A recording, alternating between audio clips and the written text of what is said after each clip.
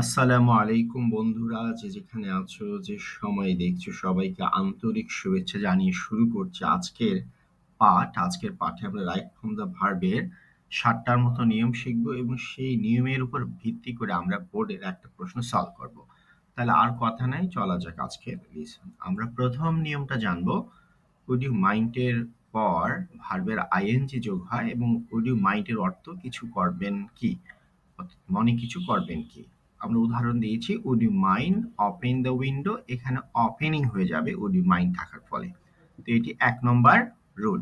দ্বিতীয় নম্বর রুল হচ্ছে প্রিপজিশনের পর ভার্বের আইএনজি যোগ হয়। He is expert in drawing picture, যেহেতু এখানে প্রিপজিশন ইন রয়েছে সেজন্য ভার্বের সাথে আইএনজি যোগ হয়। এই কথাটি সর্বক্ষেত্রে, সব ভার্বের ক্ষেত্রেই প্রযোজ্য।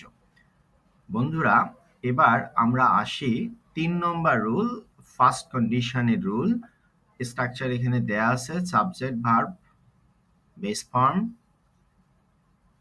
অবজেক্ট। এর পরের অংশটা হবে subject, will, shall, can, May, must, আবার ভার্বে বেস ফর্ম প্লাস অবজেক্ট। এটি আমরা ভালো করে জানবো। If I go to college today, আমরা এখানে টুডে গোটা দেয়া আছে প্রেজেন্ট ফর্ম, তাহলে আমরা এই যে কোনো 1 2 3 4 5টার যে কোনো একটা নিতে পারি। I can learn many things অর্থটা হয় আমি যদি কলেজে যেতাম তাহলে অনেক কিছু শিখতাম। এটি কিন্তু আমাদের কাজে লাগবে। এবার আমরা রুল 4 নম্বর যাচ্ছি, থার্ড কন্ডিশন, যেটা হচ্ছে কি হ্যাড দ্বারা শুরু হয়। আমরা স্ট্রাকচার দেয়া আছে, হ্যাডের পর সাবজেক্টের ভার্বের পাস্ট পার্টিসিপেল, ঠিক একই কারণে আমরা উড হ্যাভ, কুড হ্যাভ এবং মাইট হ্যাভও নিতে পারি, এবং ভার্বের past participle. Had I taken meals in right time I could have fell better, আমি যদি সঠিক সময় খাবার খেতাম তাহলে আমি ভালো অনুভব করতাম।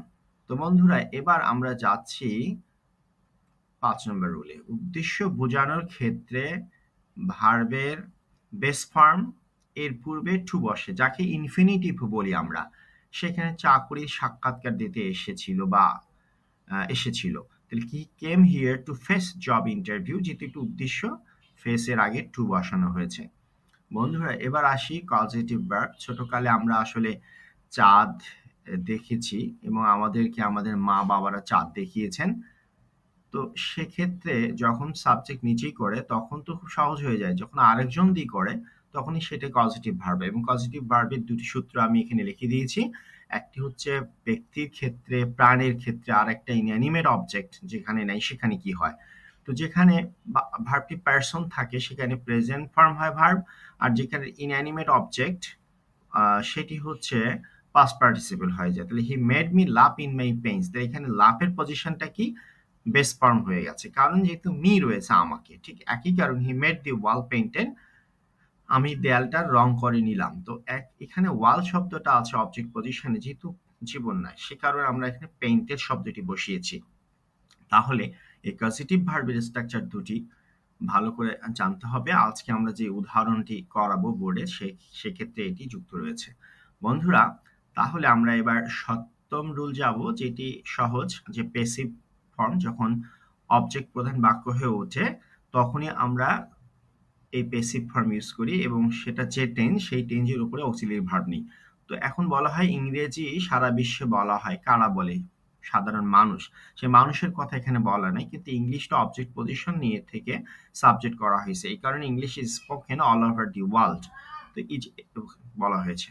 তো বন্ধুরা, আমরা আজকে 7টা নিয়ম শিখলাম। এই 7টা নিয়মের উপর আজকে যশোর বোর্ড 2022 সালের প্রশ্নটি আমরা সলভ করব। তো আসা যাক। যেমন বাক্যটি দেয়া আছে, উড ইউ মাইন্ড, তাহলে নিশ্চয়ই উড ইউ মাইন্ডের পর ভার্বের আইএনজি যোগ হয়। Would you mind receiving my letter, I am extremely sorry for being late, যেহেতু ফর রয়েছে প্রিপজিশন এই জন্য ভার্বের সাথে আইএনজি যোগ হয়ে গেছে, being late. Third condition, had I had any message about your illness, third condition যেহেতু রয়েছে সুতরাং কুড হ্যাভ নিতে পারি, I could have visited you. আমি সুন্দর করে বাংলা করে দিয়েছি, বাংলাটা তোমরা ভালো করে পড়ে দেখবে। তো বন্ধুরা, আমরা নিয়মের আলোকেই আজকে সলভ করছি। এর পরের অংশে believe me since my return from Australia have got micellar, এটাই পজিটিভ, যেহেতু গট রয়েছে এবং মাইসেল ব্যক্তি রয়েছে এই জন্য ইংগেজই রাখতে হবে। ইন রেজিং অ্যাওয়ারনেস এবং পিপল, উদ্দেশ্য যেহেতু রয়েছে এই জন্য ভার্বের বেস ফর্ম সেন্টের আগে টু বসাইছে, to send their daughters to school, সুন্দর করে অর্থ এখানে দেয়া আছে। তো বন্ধুরা, এবার আমরা যদি পরের স্লাইডে যাই, দেখব in this country girl deprive of proper education. তো এখন এখানে অবজেক্ট পজিশনে গার্ল নিয়ে আসা হয়েছে, বালিকারা।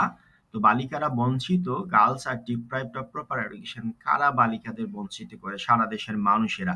সেটি কিন্তু এখানে অনুপস্থিত রয়েছে, বরঞ্চ আমরা অবজেক্ট পজিশন থেকে গার্লসকে নিয়ে এসে সাবজেক্ট পজিশনে বসিয়েছি। এজন্য এইটা প্যাসিভ ভয়েস হয়েছে। এই একটি সাধারণ বাক্য, সর্বদাই প্রেজেন্টে, এই জন্য আমরা এখানে আর বসিয়েছি। Girls are deprived of proper education আর due to lack of education they do not know. এখানে দে রয়েছে third person plural number, singular থাকলে ডাজ নট বসাতাম। যেহেতু দে রয়েছে এই জন্য do not know what they need, ঠিক একই কারণে নিডেই থাকবে, কারণ থার্ড পারসন প্লুরাল নাম্বার। তো বন্ধুরা, এখন আমরা যদি পরের স্লাইডে যাই, আমরা দেখব ফর ইয়ার্স। আবার এখানে নেগেটিভ, সরি, এখানে প্যাসিভ হয়েছে।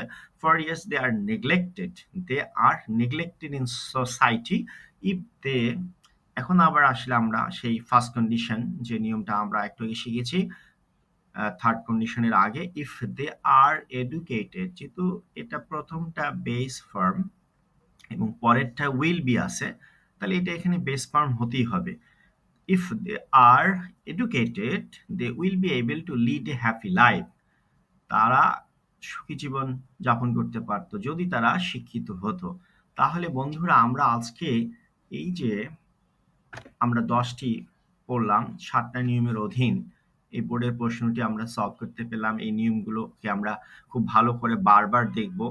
তাহলে আমরা শেষ স্লাইডে যদি আসি, জাস্ট অ্যান্সারগুলোকে দেখছি, যাতে সবাই অ্যান্সারগুলো খুব ভালো করে বুঝতে পারে। এবং আমরা আগেই বলেছি এটা 22 সালের প্রশ্ন, যশোর বোর্ডের। তো আমার মনে হয় বিষয়টি ভালো লেগেছে তোমাদের। মন্তব্য লিখবা এবং সাবস্ক্রাইব করবা, কি চাও লিখবা, সেভাবে ভিডিও তৈরি করা হবে। সবাইকে এত সুন্দর করে কথা শোনার জন্য ধন্যবাদ জানাচ্ছি।